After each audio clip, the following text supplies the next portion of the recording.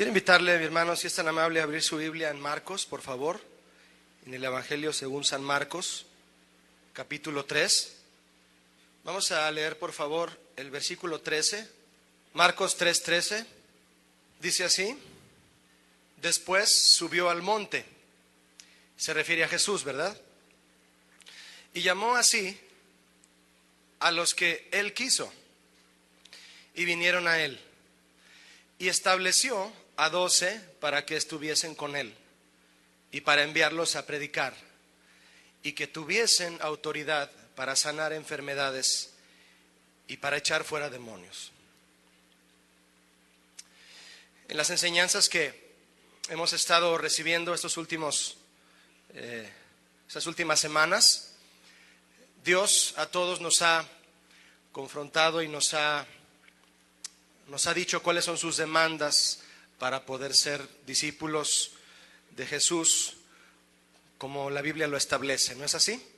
Hemos sido confrontados por la palabra de Dios para ser realmente discípulos de Jesús y saber lo que Él pide de nosotros, saber lo que nos pide a los que buscamos y deseamos ser verdaderos discípulos, verdaderos cristianos. Y bueno, yo quiero compartir con usted en este día, en esta mañana, un tema que se llama el reto de ser discípulo. Así lo he titulado, para continuar con esta línea de la palabra de Dios que tenemos con respecto al tema de verdaderos discípulos. Aquellos que tienen aquí en la iglesia poco tiempo viniendo y sienten el deseo de saber más en cuanto a los temas que hablan de lo que Dios demanda de nosotros para ser verdaderos cristianos, si tienes el deseo, te animo a que lo atiendas. La única manera en que podemos ser documentados de la palabra de Dios para ser verdaderos cristianos y verdaderos discípulos es solamente teniendo comunión con Dios, pero estudiando la Biblia también de manera sistemática.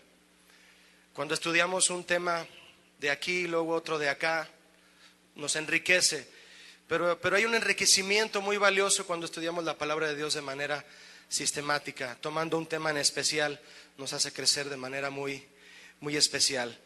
Y bueno, vale la pena que te documentes y te pongas al corriente de los temas al respecto de lo que es ser un verdadero cristiano, un verdadero discípulo. Si alguien te ha comentado que hay otra forma de adquirir o saber y conocer las demandas de Dios para que seas un verdadero cristiano, que no sea tener comunión con Dios y estudiar la Biblia, pues entonces te están indicando unas fuentes equivocadas. Pero yo no sé si fuera de la comunión con Dios y estudiando la Biblia haya otra fuente para saber lo que Dios quiere de nosotros. Yo creo que no. Así lo explica la Biblia. El reto de ser discípulo, mis hermanos. El reto de ser discípulos. Muchos de los que estamos aquí tenemos este reto y sabemos que el reto de ser discípulos de Cristo constituye un privilegio. ¿Cuántos toman el reto de ser discípulos de Cristo como un privilegio también? Mire, para aquellos que aman hacer la voluntad de Dios, el cristianismo no es una carga, no es una obligación, es un privilegio. ¿Cuántos están aquí y saben que es un privilegio? No es por el lugar, no es por las cosas materiales, es por el llamamiento que tenemos de Dios, por la invitación. ¿Somos privilegiados, sí o no? Sí lo somos, por haber sido invitados a tomar un reto tan valioso, el de ser cristianos. Ese es el reto. Yo voy a estar leyendo con usted este versículo de Marcos, pero si es tan amable de poner un apartado ahí e ir conmigo, por favor, a Hechos, mi hermano, por favor, Hechos 11:26.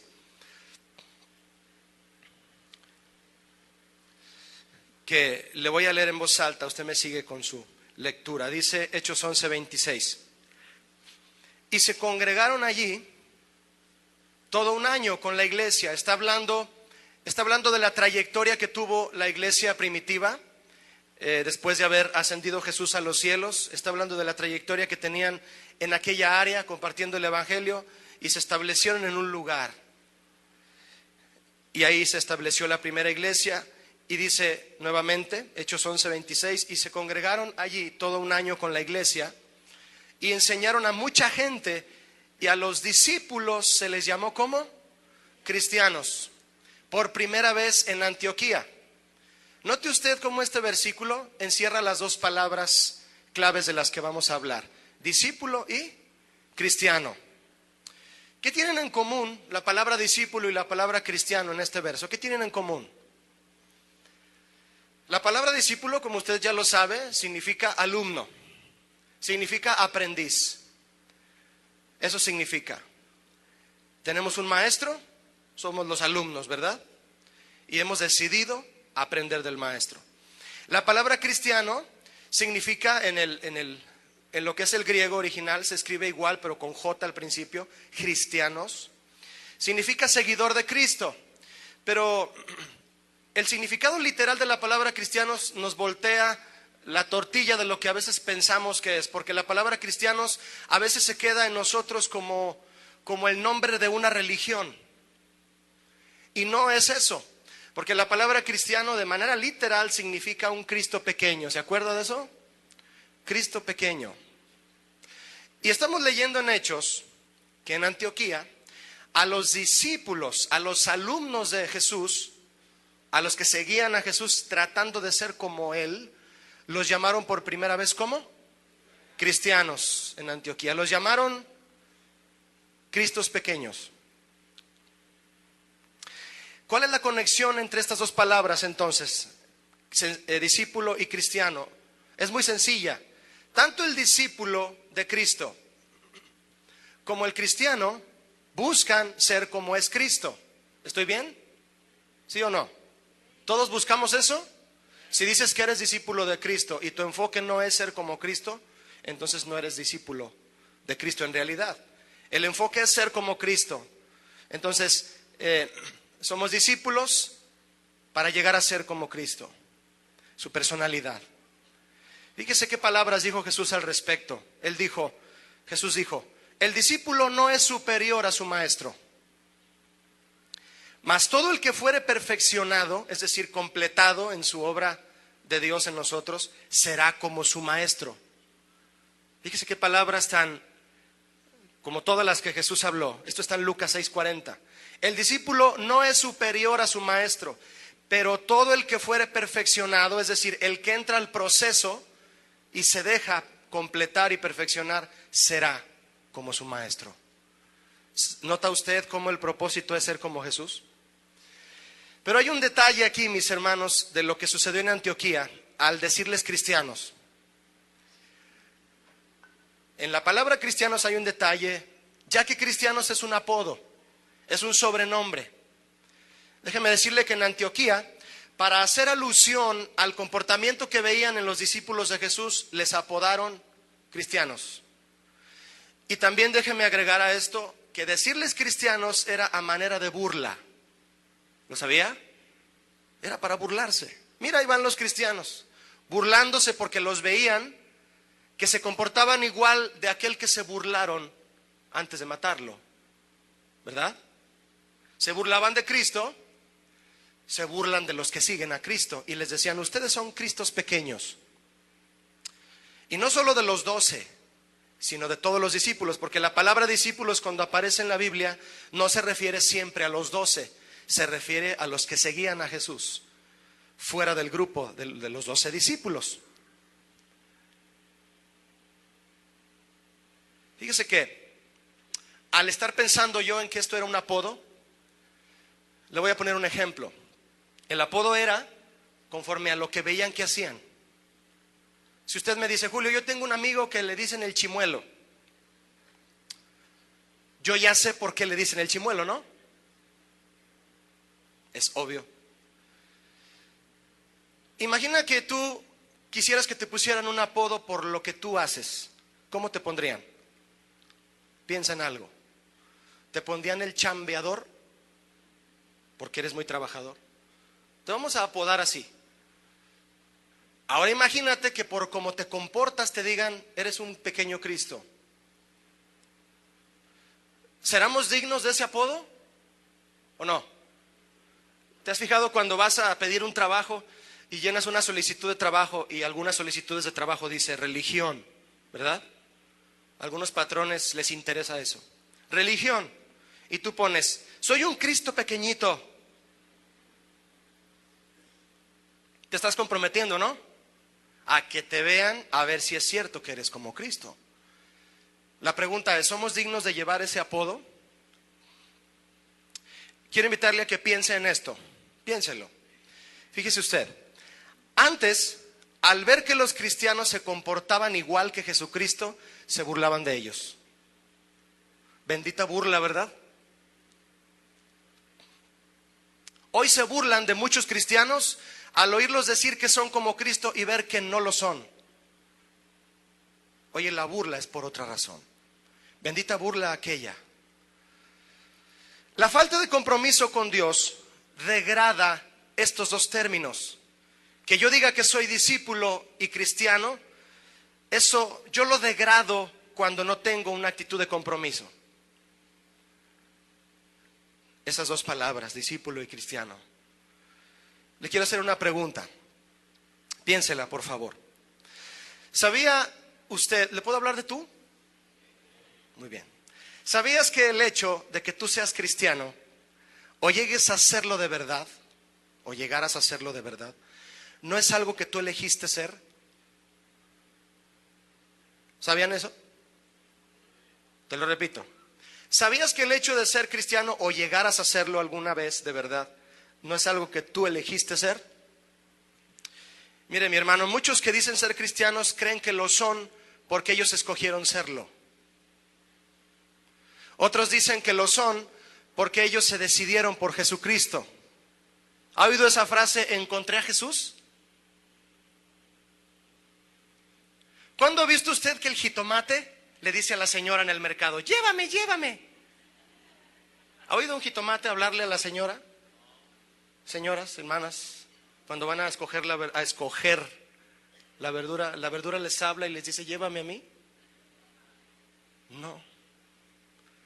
El jitomate no le habla a la señora. La señora escoge el jitomate. Y otros dicen que se decidieron por Jesucristo. Jesucristo se decidió por mí. ¿Sí o no? Otros han llegado a pensar que Jesucristo es privilegiado al tenerlos en la iglesia. Vamos a poner alfombras rojas aquí, en lugar de color gris. Otros creen que pueden ser y dejar de ser cristianos cuando ellos quieran. Eso se nota en la actitud. Tú decides ser cristiano hoy y mañana no. Eso no está bien. Eso es un pensamiento erróneo. Tú que eres cristiano, ¿cuántos han invitado a alguien a la iglesia para que escuche el mensaje de Dios? Eso es muy bueno. Si tú lo has hecho, te animo a que lo sigas haciendo constantemente, a tus vecinos, a tus familiares. Oye, vamos a la iglesia, insísteles en que hay algo de Dios para ellos. Eso es muy bueno.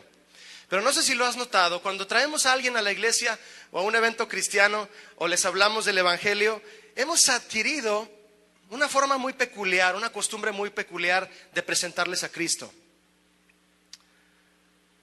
y de anunciar el evangelio. A veces usamos un folleto o en la plática con la gente les empezamos a hablar del evangelio, ¿verdad? Eso es muy bueno. A lo que quiero hacer énfasis es a la forma que hemos adquirido de presentarles a Jesús. Y les decimos, ya cuando le hablaste de Jesús le dices, ¿quieres aceptar a Cristo en tu corazón? ¿Cuántos lo han hecho? ¿Quieres aceptar a Cristo en tu corazón? Y la persona te dice, sí, ¿por qué no? Algunos lo hacen hasta diciendo, pues dile que sí, no pasa nada, ¿verdad? Vas a evangelizar al centro o a algún lugar y la gente que tú le dices, ¿quieres aceptar a Cristo en tu corazón? Y ellos te dicen, pues sí, ¿verdad? Como por no hacerte sentir mal, ¿verdad? Dile que sí. Oye, ¿le digo que sí? Sí, ¿qué tiene, no? Parece como si les estuviéramos vendiendo algo, ¿se fija? Ándele, lléveselo. Al preguntarles eso, los hacemos creer que a Jesús le urge que alguien lo acepte, ¿verdad? ¿A Jesús le urge que alguien lo acepte? A la gente le urge aceptar a Jesús y tomarlo como lo que Él es. Eso ha provocado que el evangelio de Jesús parezca como si se ofreciera a la gente un producto barato, en oferta. Algo que está en oferta, aproveche. Fíjese, hablando de esto, voy a poner un ejemplo. Hoy en día las tiendas, usted puede ir a una tienda donde hay de todo, y con tal de que tú les compres un producto, si se te hace caro para pagarlo todo, pues entonces te lo llevas y lo pagas en facilísimas mensualidades, ¿verdad? El vendedor no va a permitir por nada que te vayas sin el producto. Lléveselo, luego me lo paga. Hoy hay cristianos así. Quieren aceptar a Jesús, pero como si fuera un producto para comprar. O sea, aceptan comprar a Jesús, pero como el precio es dar la vida entera a Jesús, se les hace caro. Y lo que hacen es pagar el precio en abonos. Dile al que está a tu lado, no seas abonero con Dios.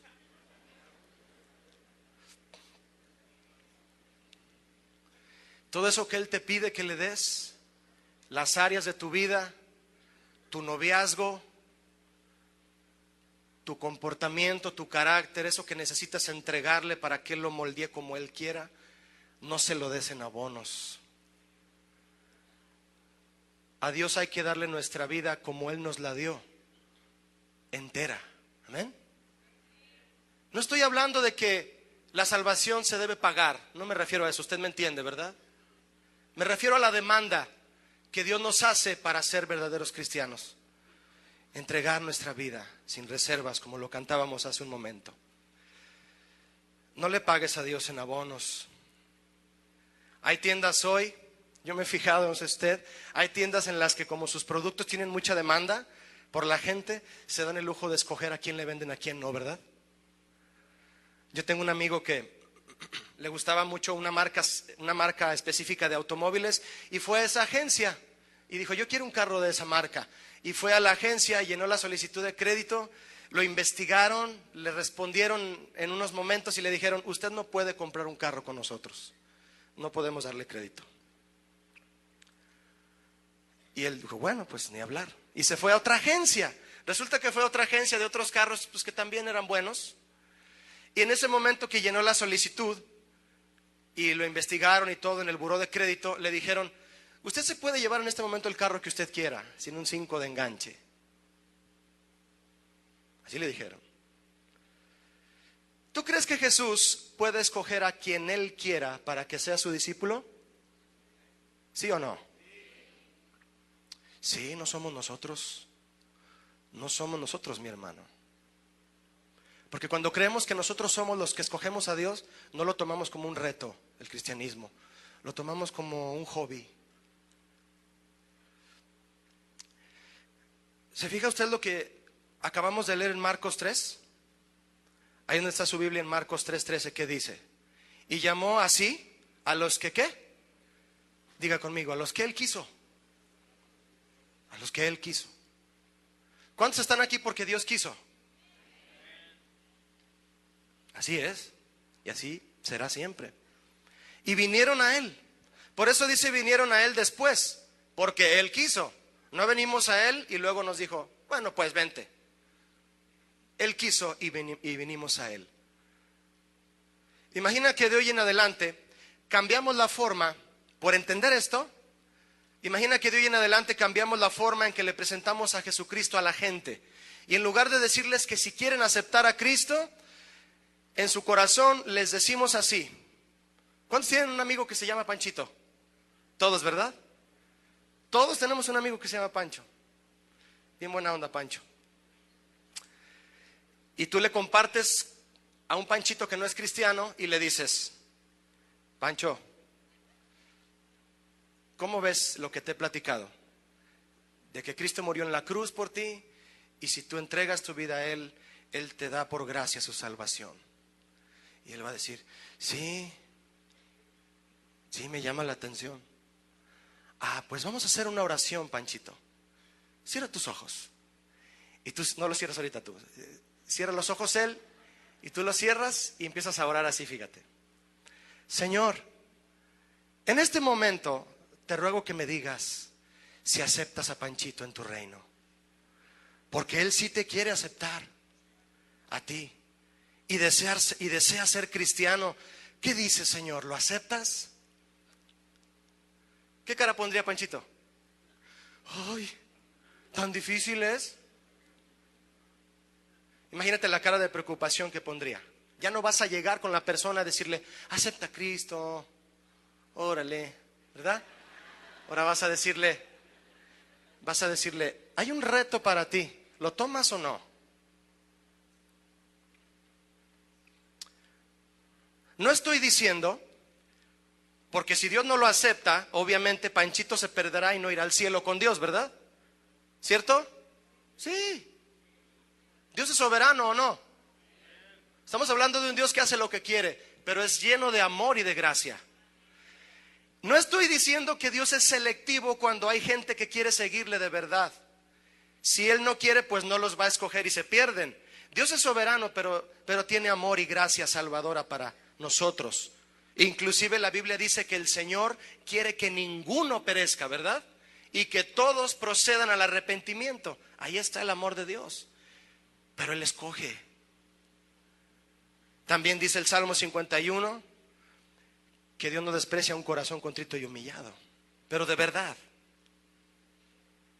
lo que trato de decirle, mi hermano, es que el compromiso de ser cristianos se ha rebajado tanto hoy que parece que Dios es el que nos ruega a nosotros que seamos cristianos.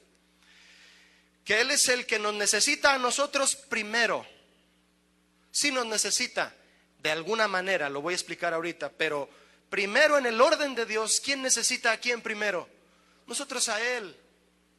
Por eso luego viene el orgullo, porque piensas que Dios es el que te necesita a ti. No es así, mi hermano, tú le necesitas a Él. Y entonces viene la humildad. ¿Venimos a la iglesia porque necesitamos a Dios? Sí, antes que pensar que porque Él nos necesita a nosotros. Pero hay algo importante. Dios sí te necesita y te quiere usar. Solo que cuando pensamos que podemos ser cristianos cuando queremos, entonces no nos va a necesitar. Dime, ¿para qué le sirve a un patrón de una empresa, un trabajador que acuerdan al principio, ¿cuánto quieres ganar? Tanto, te pago eso que tú pides. Ok, vas a tener este horario y esta jornada de trabajo. ¿Para qué le sirve a ese patrón un trabajador que llega tarde, que no cumple su jornada, que no tiene compromiso con la empresa? ¿Qué le va a decir el patrón? Te di chance un tiempo, te esperé, te tuve paciencia, pero ya no puedo más. La Biblia dice que ese tiempo se va a terminar. ¿Es para asustarnos? No, es para gozarnos y aprovechar, ¿verdad? Y rendirnos ante el Dios que nos ama. Por mucho tiempo este ha sido un engaño sutil de Satanás sobre muchos, para que vivan un cristianismo como ellos quieren y no como Dios quiere. Yo te invito a que dejes de acomodar el cristianismo a tu manera de pensar. Hay un libro que lo explica claramente. Se llama la Biblia. El cristianismo es lo que está definido en la Biblia, y el cristianismo, la personificación del cristianismo es Jesucristo mismo. No es la manera de pensar de un hombre. La forma en que los hombres de la Biblia hablaban a Dios, a la gente, lo hacían de una forma muy distinta que hoy nosotros lo hacemos, y provocaban otra reacción en la gente de aquel tiempo. Te voy a explicar más o menos lo que es provocar una verdadera reacción, por la convicción con la que tú hablas de Cristo, demostrando ser un verdadero discípulo. Por ejemplo, si yo llego aquí con mi hermana que está aquí, y yo vendo recetarios, haz de cuenta que este es un recetario, y yo le digo, mi hermana, traigo recetarios muy bonitos, le vendo uno. ¿No le gustaría comprarme uno? Cómpremelo. Ándele. Ya está queriendo. ¿Qué tal si yo llego mejor así? No, porque si llego así, de vendedor no me vas a contratar, pero jamás, ¿verdad? Y si, ¿qué tal si yo llego? Buenas tardes, mi hermana, ¿cómo está? ¿Bien? Bueno, señora, porque estoy en la calle cambaseando, ¿verdad? ¿Cómo está? ¿Bien? Qué bueno. ¿Sabía usted, señora, que el 50% de las mujeres en México no saben cocinar?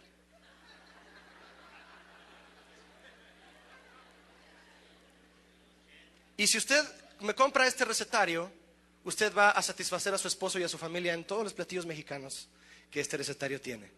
No, hombre, va a pedir prestado para comprármelo. ¿Sí o no? La convencí. Hay una reacción diferente en cómo nos comportamos y presentamos lo que tenemos, ¿sí o no? Se nota cuando tenemos algo que vale. ¿Recuerdas cómo llegaba Juan el Bautista a predicar el evangelio? Él no llegaba a rogarle a la gente. Él llegaba y decía: arrepiéntanse y conviértanse, porque el reino de los cielos, ¿qué? Está cerca. Y por andar hablando así, de directo, le cortaron la cabeza, ¿verdad? Pero su convicción no se la cortaron. Pedro hacía lo mismo. Después de haber sido un inmaduro, ya hacía lo mismo. Pablo también. Esteban, ¿han leído la vida de Esteban? Ese pedacito que está de Esteban en Hechos es inspirador, mi hermano. Lea la vida de Esteban. Enfrente de un concilio totalmente duro y negativo a la palabra de Dios, él dio un sermón lleno de sabiduría y no pudieron resistirlo, ni siquiera sabían qué contestarle. Y con amor, pero con autoridad también, les dijo lo que Cristo era para él y lo tanto que ellos lo necesitaban. Y lo apedrearon enfrente de Pablo. Así era Esteban, así era Pablo también. Provocaban otra reacción. Le hacían sentir a la gente, al hablar del cristianismo, que el cristianismo era un reto, no un producto barato para comprar. ¿Está de acuerdo? Era un reto. Estamos viviendo usted y yo un reto, mi hermano. No esté pensando que usted viene aquí por costumbre o hobby. No permita nunca esa idea. Guarde constantemente esa idea que le trajo a usted hoy aquí. Yo vengo aquí porque amo a Jesús y le quiero seguir. Amén.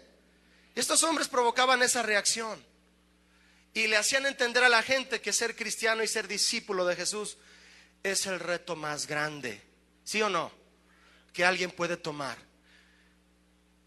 El valor de una carrera se lo da el premio.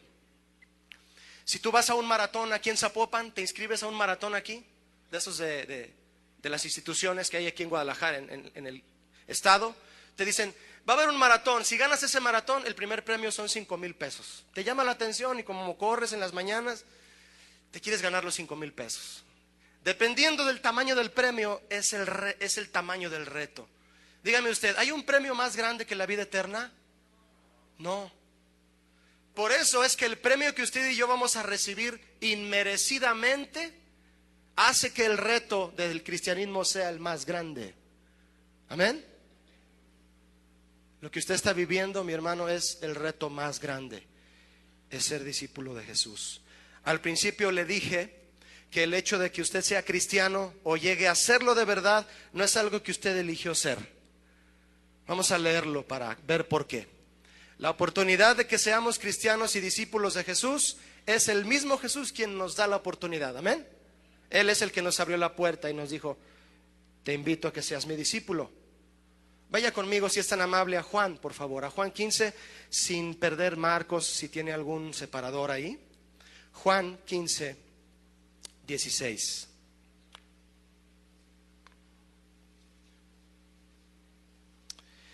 Unos momentos muy especiales que tomó Jesús con sus discípulos y les dijo: no me elegisteis vosotros a mí. ¿Ya lo leyó?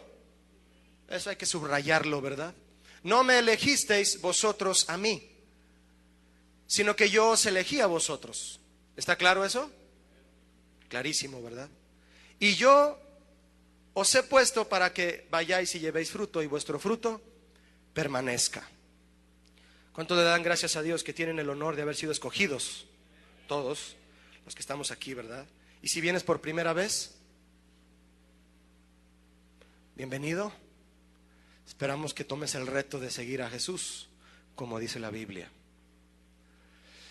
Vuelva conmigo, por favor, a Marcos 3. Y leamos una vez más el verso 13. Dice: después subió al monte y llamó así a los que él quiso, otra vez, y vinieron a él.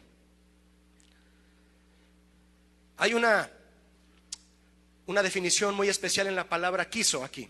La palabra quiso, quiere, lo que dijo Marcos aquí de Jesús, significa determinar. Jesucristo determinó quiénes iban a ser sus discípulos. Él decidió quiénes iban a ser. Los prefirió, Él deseó. Y mire, hay un significado muy especial en el diccionario que dice que cuando Jesús quiso, se refiere a que Él tuvo una inclinación con alegría. ¿Sabías que cuando Jesús te estaba escogiendo, estaba sonriendo?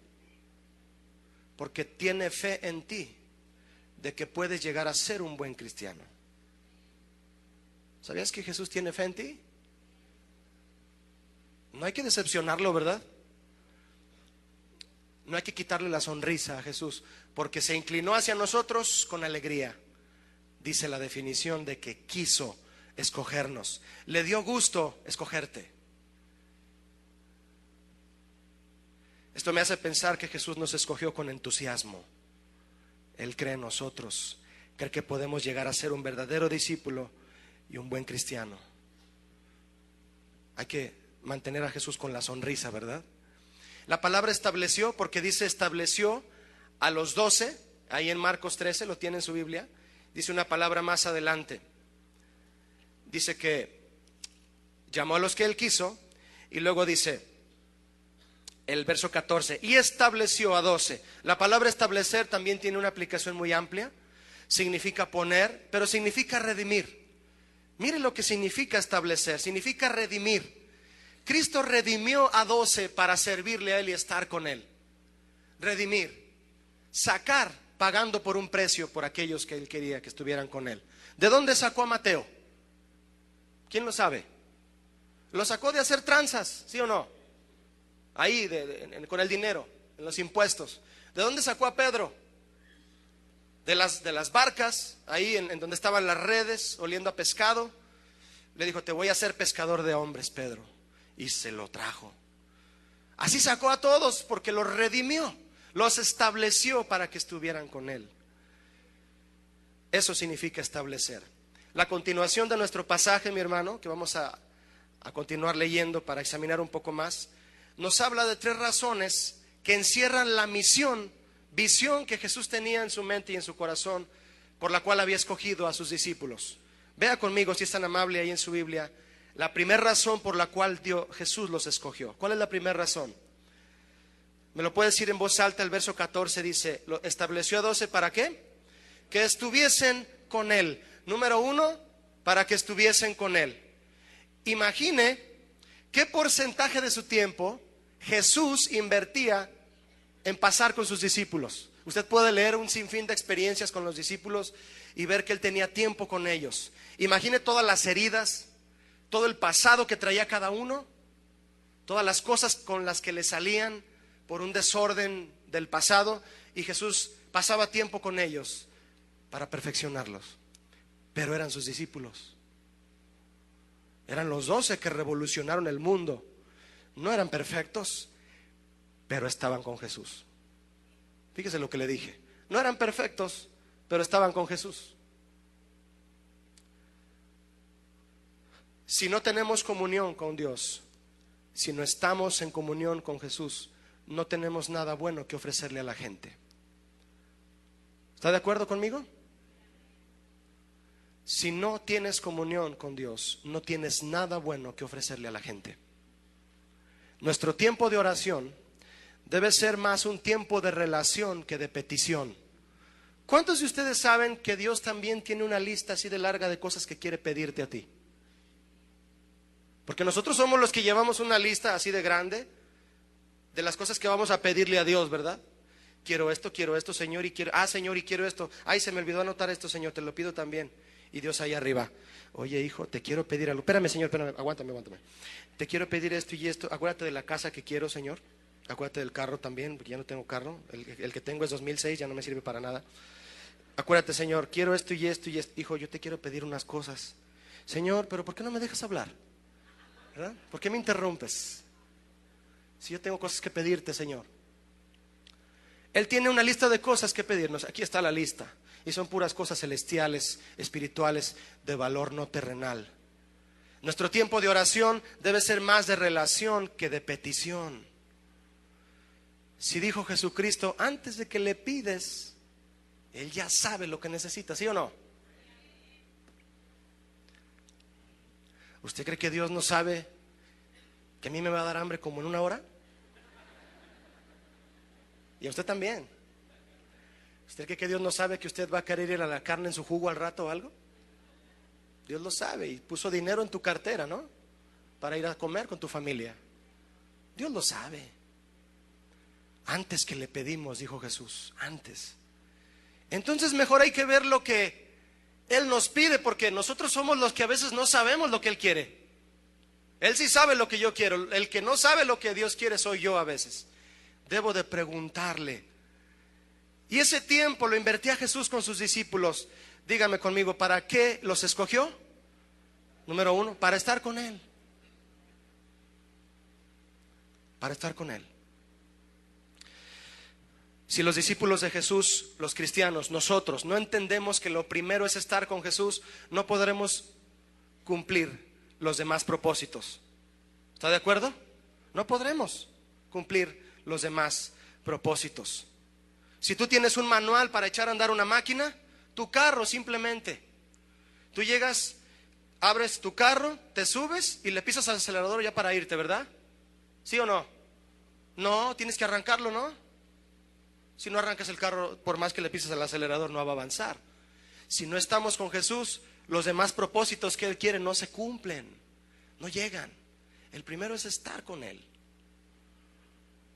Dice Juan 15, versículo 15: ya no os llamaré siervos, porque el siervo no sabe lo que hace su Señor, pero os he llamado, diga conmigo, amigos. Eso dijo Jesús, porque todas las cosas que oí de mi Padre os las he dado a conocer. ¿Cuántos son amigos de Jesús aquí? Yo quiero ser amigo de Jesús por la relación que tengo con Él, no solo por decir que soy su amigo, ¿verdad? Como lo fue Abraham. La Biblia dice que Abraham se constituyó amigo de Dios.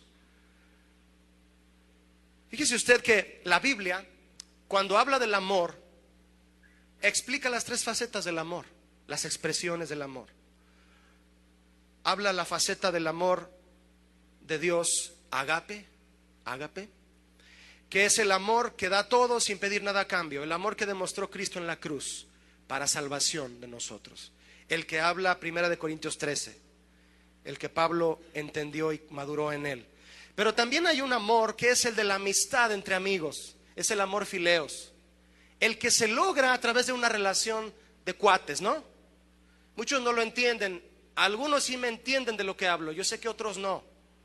Se les hace raro decir que yo puedo ser amigo de Jesús. Pues sí se puede.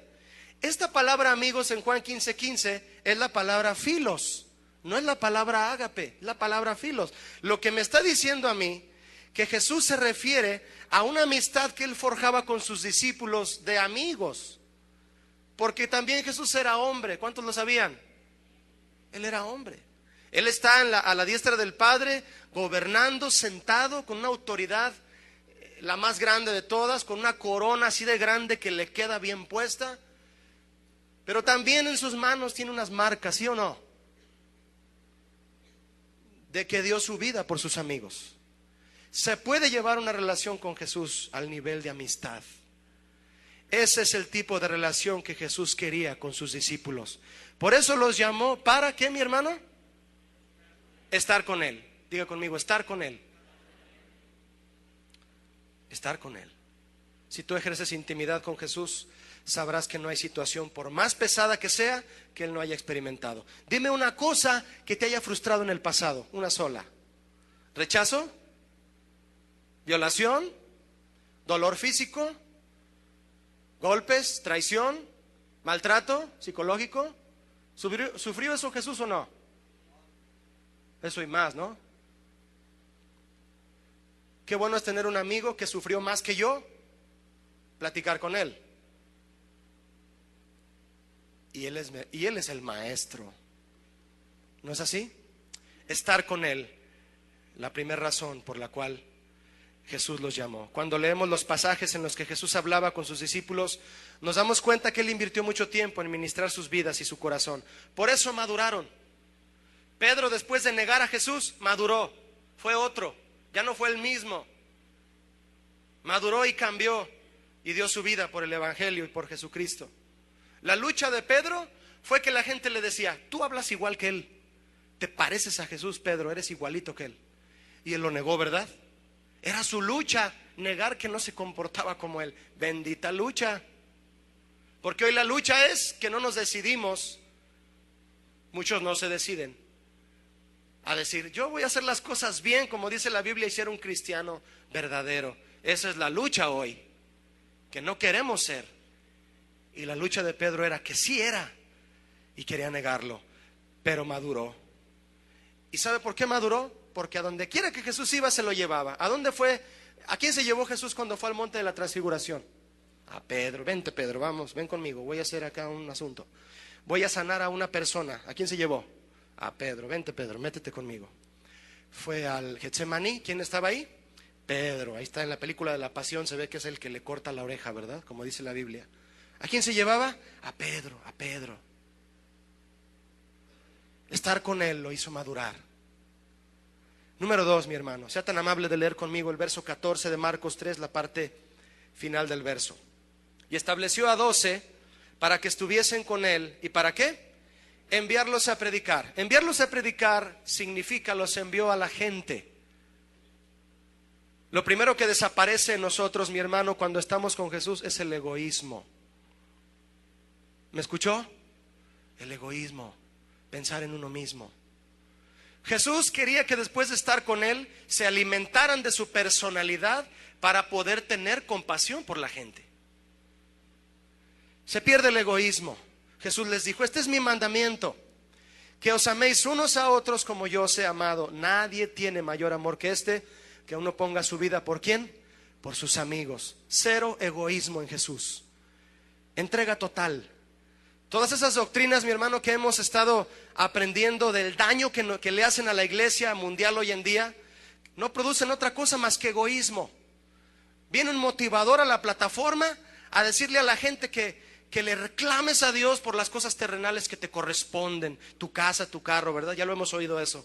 Y se va a la iglesia, a su casa, cada uno pensando en lo que uno quiere, pero no en lo que los demás necesitan. ¿Se ha fijado?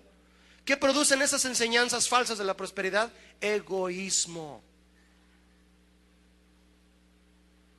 No andes mandando dinero a enlace. No andes mandando dinero. Porque lo que están rascando es tu egoísmo. ¿Quieres algo? Siembra. ¿Para qué siembras? Para que tú recibas. ¿De dónde sacaron eso? Producen egoísmo. Eso no está en la Biblia. Jesús veía a las multitudes y tenía compasión de ellas porque eran como ovejas que no tenían ¿qué? Hoy también faltan pastores, ¿verdad? Hay motivadores, hay gente que convence porque tienen mucha labia, mucho coco, mucho cerebro, y convencen a la gente, pero no hay pastores que guíen a la gente conforme a la palabra de Dios. Yo creo que Jesús también tiene compasión hoy por la iglesia mundial que no tienen pastor. Que Dios nos siga guiando y pastoreando, amén. Mientras que el enfoque y el mandamiento de Cristo es ir y predicar el evangelio y hacer discípulos, hacer alumnos a la gente del Maestro Jesús, a todas las naciones, y bautizándolos y que guarden la doctrina, la iglesia sigue siendo invadida por la idea de buscar lo terrenal.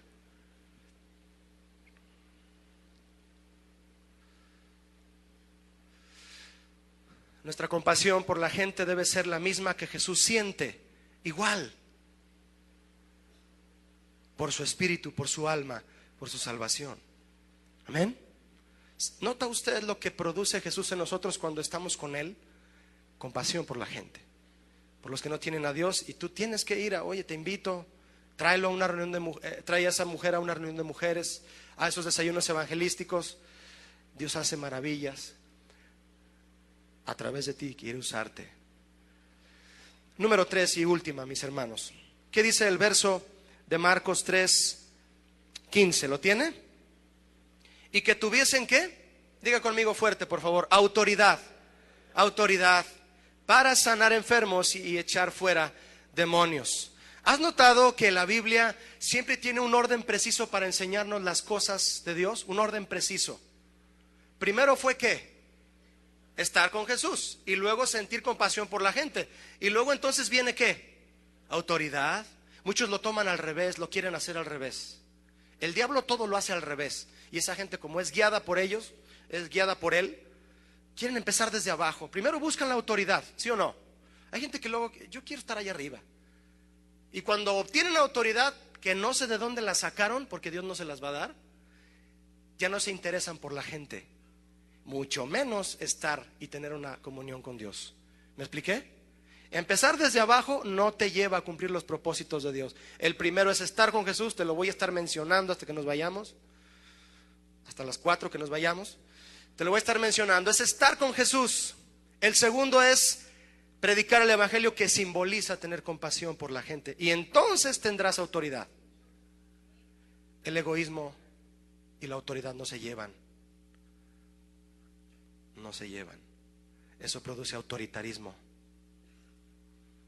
Y a veces eso se ejerce en los hogares, ¿sabías? La autoridad que Dios nos da para ejercerla sabiamente en el hogar, por ser egoístas, nos hace tornarla en autoritarismo. Primero es estar con Jesús, y luego amar a la gente para poder recibir autoridad. Por eso surge el abuso de autoridad, por romper el orden de Jesús al enseñar las cosas de la Biblia. Yo estuve leyendo este pasaje, comparándolo en Lucas y en Mateo, pero no está escrito igual. Entonces yo veo y me imagino al discípulo Marcos, y yo digo, Marcos fue sensible a lo que Jesús quería primero. Y mira qué poético y qué certero lo escribió Marcos aquí en el Evangelio, decir que lo primero que Jesús quería era estar con ellos, estar con ellos. Porque si no es así, viene el abuso de autoridad. Le quiero preguntar algo, hermano, ¿para qué es la autoridad? Le voy a decir una definición un poco casera. La autoridad es para cambiar una situación que está mal a que vaya bien, ¿sí o no? ¿Sí o no? Tú le otorgaste la autoridad a un hombre con tu voto. A través de esa autoridad que él tiene la responsabilidad de cambiar las cosas que van mal para bien. Para eso es la autoridad. Porque si no se cambian de mal a bien, y si se cambian de mal a peor, es autoritarismo también. Dios va a tener enfrente de él a todos, a cuentas, a todos aquellos gobernantes y directores en el mundo que teniendo autoridad la usaron para empeorar la situación y no para mejorarla. Para eso es autoridad. Quien ha estado con Jesús sabe que la autoridad se ejerce para cambiar situaciones de mal a bien, pero primero en uno mismo. ¿Cuántos saben eso? Diga conmigo así: aquí se ejerce la autoridad primero. Mis hermanos, muchos no tienen ni siquiera autoridad sobre su dedo gordo para apagar la televisión y dejar de ver cosas obscenas. Se les va el dedo. No hay autoridad. ¿Cómo vamos a ejercer autoridad sobre otras cosas si no la ejercemos aquí? Jesús les dijo, les voy a dar autoridad porque va a haber señales que los van a seguir. Va a venir gente enferma, va a venir gente endemoniada, y ustedes van a tener la autoridad para echar fuera demonios. No anden correteando demonios, ¿eh? Las señales, dice la Biblia, los van a seguir a ustedes, ¿de acuerdo? Y si llegan, echen fuera el demonio, pero sigan compartiendo el evangelio. Yo me pregunto, ¿por qué voy a andar echando fuera un demonio si no tengo autoridad sobre el dominio propio, perdón? No, quedó bien, ¿no?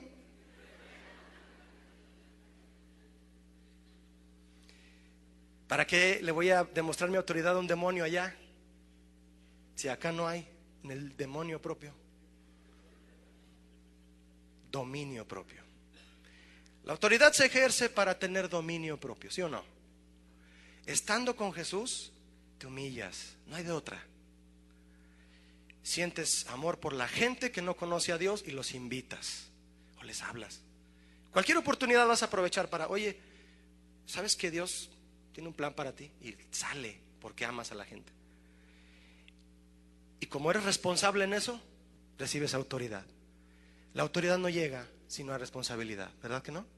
Yo no sé cómo se le puede llamar a eso que le dicen autoridad en una persona si no es antes responsable. Algunos no tienen autoridad ni siquiera sobre sus miembros. La lengua, dice Santiago, es como un fuego que enciende ¿qué? Un bosque. ¿Quieres ejercer autoridad? Quédate callado. Eso es autoridad, quedarse callado. ¿Recuerda a Jesucristo? ¿Cómo demostró su autoridad? Él ya había dicho todo lo que iba a hacer. ¿Para qué hablaba de más? Mejor me quedo callado. Me van a sacrificar como cordero llevado al matadero. Y Dios le dio un nombre que es sobre todo nombre y sobre toda autoridad, por quedarse calladito. Porque la lengua es un miembro sobre el cual tenemos que tener autoridad. Amén. Mis hermanos, ¿recuerda el orden o no lo recuerda? Estar con Jesús, ¿sí o no? No empiece desde abajo. No busque autoridad. La autoridad no se busca en ningún lugar. Esa la da Jesús. Amén. Solo Él la tiene. Solo Él la imparte a los que son responsables. El reto más grande es ser escogido por Jesús para ser su discípulo. ¿Cuántos lo han tomado ya? Ahora que compartas el evangelio a alguien, vas a ir con convicción, sabiendo que Dios es soberano y tienes una invitación. A una boda, una pareja de novios que se van a casar no pueden invitar a todo el mundo, ¿verdad? Y se ponen los dos de acuerdo y, oye, ¿cuántos invitamos? Pues es que tenemos capacidad económica para hacer 100 invitaciones. Pues a esos hay que invitar. Pero se va a quedar afuera esta persona que, pues, y duele a veces, ¿verdad? Y no eres invitado. ¿Cuántos traen invitación? ¿No? ¿Va a haber una boda? ¿No sabía? Ni enterado está usted, hermano. Se llaman las bodas del Cordero, para que usted lo sepa. ¿Cuántos traen invitación? No se la dé a nadie. Oye, me invitaron a una boda, pero yo no quiero ir. ¿No quieres los boletos? Y llegan un montón de gente que jamás invitaron, pero cumplen la cantidad de los 100 invitados, ¿verdad? Y los novios dicen, bueno, pues vinieron 100 de todos modos. En estas bodas no es así. Si tienes la invitación, hay que guardarla, ¿no? ¿A cuántos les gusta que los inviten? A mí me gusta que lleguen. Julio, te quiero invitar a mi boda. Y al que está allá no lo invitaron, pero a mí sí. Si te invitaron, no pierdas la invitación, porque es un privilegio. Para terminar, mis hermanos, por favor, abra su Biblia. Vamos a leer juntos para terminar Hebreos 12, por favor. No se vaya sin antes leer juntos este pasaje y oramos para que el Señor selle esta palabra en nosotros. Hebreos 12. ¿Lo tiene?